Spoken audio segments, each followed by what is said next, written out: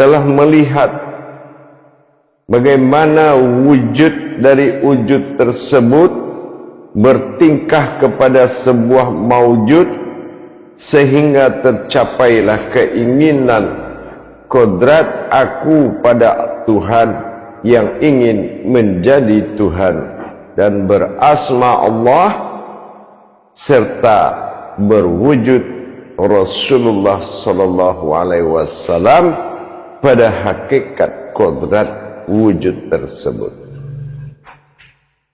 Tetapi di dalam hal mengkaji sebuah yang hakiki terhadap sebutan aku, Tuhan, Allah, umat Muhammad, itu dibutuhkan suatu dalil kebenaran dari sebuah ilmu tersebut. Kalau hanya sebuah sebutan dan sejarah yang diceritakan, sesungguhnya itu tidak akan membawa perubahan kepada sebuah kodrat umat, yang mana umat itu adalah perwujudan dari Allah dan Tuhan itu sendiri dalam makom tajalli Muhammad. Mengenang kembali usuluddin, awal diri adalah Tuhan, ilah ba'dal tunggal, wahid awal mula jadi. Maka Allah katakan awalul wajibin alal insani khufatul illahi bi istighfar. Pertama-tama yang wajib bagi umat itu adalah mengenal Tuhannya dengan seyakin-yakinnya, atau kita katakan awaludin ma'rifatullah. Awal agama adalah mengenal Allah dalam masa tauhid, asyhadu an la ilaha illallah wa asyhadu anna Muhammad Rasulullah, sebagai kodrat pertama dalam rukun Islam. Tentunya menjadi sebuah persyaratan karena diletakkan pada urutan pertama. Gagal kita mendapatkan tauhid diri kita, posisi umat dan posisi Tuhan yang akan bermuka syafah di dalam sebuah ibadah, perlunya pendalaman hakiki terhadap syahadat. Inilah tauhid. Setelah kita melihat dan mendengar sebuah jabariyah dari kajian tersebut, wujud ada, wujud berupa maujud nyata.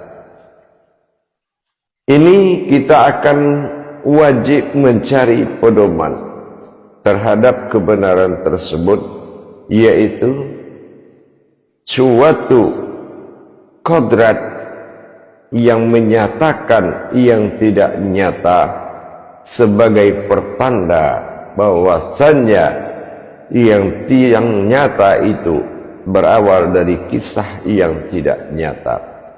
Namanya Lauhul Mahfuz. Lauhul Mahfuz kita kenal sebagai kitab yang dinyatakan, bukan kitab berawal dari yang nyata, tetapi kitab yang berawal dari tidak nyata, berasal dari wahyu. Wahyu berasal dari qudsi, qudsi berasal dari kauni. Inilah yang menjatuh menjadi syafaat, syafaat menjadi kodrat yang nyata, yaitu kalimatul haq. Kalimat tersebut sudah hayat menjadi kodrat. Mana kita lihat bukti tanda-tanda kebesaran Allah tentang ada dan tiada. Dalam hijahiyah kita melihat perbuatan Tuhan dalam wujud-wujud di mana dia maujud, terbagi dua sifat ketuhanannya. Yang satu menjadi aftar, sifat alam pada yang nyata, basmalah dalam urutan kodrat kajian. Yang kedua berhasia Allah pada dirinya dalam kodrat bismillah, ada pada wujud yang diwujudkan. di dalam alam tersebut. Disebut dengan ba'dal atau alif tersirat. Untuk kita melihat kekuatan dan tanda-tanda itu, maka kita lihat, sebelum membahas tanda tersebut, kita harus melihat dulu bahwasannya tanda-tanda dalam Al-Quran disebut hijaiyah adalah sebuah hikayat dari sebuah hayat yang dinyatakan. Ini yang disebut dengan hijaiyah, sejarah hayat yang dinyatakan untuk terlihat berupa zatnya. Setelah kita memahami berasal huruf itu dari kasroh, kasroh adalah sebuah tajalli batin berawal dari bi, jatuhnya menjadi titik. Titik itu juga yang ditajalikan, yang mana titik itu bernama wujud. Ditajalikan dia kasroh berarti perjalanan sir rahasia yang berupa kodrat sesuai makom dari ayat tersebut. Kita lihat titik wujud pertama ada pada kodrat batin kasroh pertama, yaitu ba, yang mana wujudnya ada di bawah ba. Di bawah ba sebuah wujud ada bernama aku yang nyata, terjelas dengan melihat. Kita lihat betul-betul terlihat dengan jelas. Setelah itu kita lihat mana yang tiada yang mengawali yang ada. Tiada yang mengawali yang ada adalah sesuatu yang tidak nyata di dalam huruf ba tersebut. Di dalam ruang lingkungan, ruang lingkung dan lingkup daripada ba tersebut berdiri sesuatu yang tidak nyata tetapi ada. Ini yang dikatakan ada dan tiada. Dengan jazimnya dan semufakat dan muzakaroh dalam istilah ibadah, terjadilah suatu kesepakatan membuat suatu ibadah. Perjalanan ibadah inilah yang disebut dengan makon tajalli batin ta.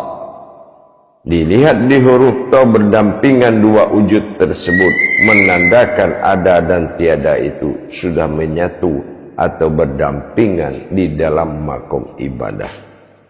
Makanya dikatakan ta itu adalah sebuah ibadah. Maka ta inilah yang dikatakan dengan awal semua ibadah dijadikan. Ada tahlil, ada tahmid, ada talqin, ada taslim, ada tawassulan, dan ada tafakur, ada tazakur, dan ada takharub dan lain-lain. Dengan terjadinya perbuatan antara aftar titik yang nyata tadi dengan ba'dal titik yang tidak nyata, maka terjadilah suatu hayat yang nyata disebut sa atau berupa dan berwujud. Maka di sini terjadi titik tiga. Dari mana satu lagi titik tiga atau wujud yang ketiga adalah dari tajalli kasroh batin berupa huruf yang maujud menjadi sesuatu yang tidak setara dari yang dua. Timbul suatu pertanyaan, kenapa satu titik wujud tersebut tidak berdampingan dengan yang dua tersebut? Ini menandakan tingkat kerahasiaan yang perlu dipertanyakan. Ada dan tiada sudah berdampingan dalam satu barisan sab yang sempurna, tetapi yang tidak termasuk ada dan tiada, wujudlah sebuah wujud di atasnya yang tidak berdampingan. Makanya kita lihat titik tiga itu satu di atas, maka ini yang dikatakan suatu kehadiran tajalli batin tersebut yang dinamakan wujud kasroh yang disebut dengan bi, yaitu buah kekuatan kerahasiaan. Dengan terjadinya sa yang telah berwujud, tiba-tiba Disinilah keajaiban dan suatu kemustahilan. Kehadiran daripada sesuatu di atas daripada yang dua titik ternyata membawa suatu rahasia besar. Dihadirkan nun hayat pada sa, maka dengan kekuatan tajalli kasroh bi tadi terjadilah kehadiran nun yang membuat nun berubah hayat menjadi sin. Sebagaimana yang kita katakan, setiap yang ada, disitulah yang tiada. Ini bahasa yang naluri hakiki. Berarti dari tiga kodrat tersebut, maka tiga yang ada pada alif aftar menyatakan keberadaan ketuhanan, yang mengatakan Rabbil Alamin, yang berwujud kepada nurul Islam, nurul iman, dan nurul ihsan. Ini yang kita di langit berupa wujud bintang, bulan, dan matahari. Itu adalah nur aftar, yaitu cahaya batin. Dan yang tiga lagi akan masuk ke dalam kerahasiaannya, yang berwujud awal mula jadi berupa zat, yang diwujudkan kedua awal dari semua hidup dan yang ketiga awal semua jadi yang tersirat adalah tersebut setelah dilihat dari sisi kodrat ba'dal, yaitu tidaklah terlihat dari tiga kodrat tersebut, maka kita memahami dengan kehadiran nur aftar, nurul isman, nurul iman, nurul ihsan, dan nurul Islam tersebut memberikan penyinaran kepada alif ba'dal atau wujud ba'dal atau wujud yang tidak terlihat, maka kerahasiaan itu menjadi nyata di dalam sinaran tiga nurul aftar. Terlihat sudahlah batin rahasia tadi, yaitu berupa sebuah wujud maujud yang tidak ada sama dengan semua maujud. Inilah terlihatnya sebuah hayat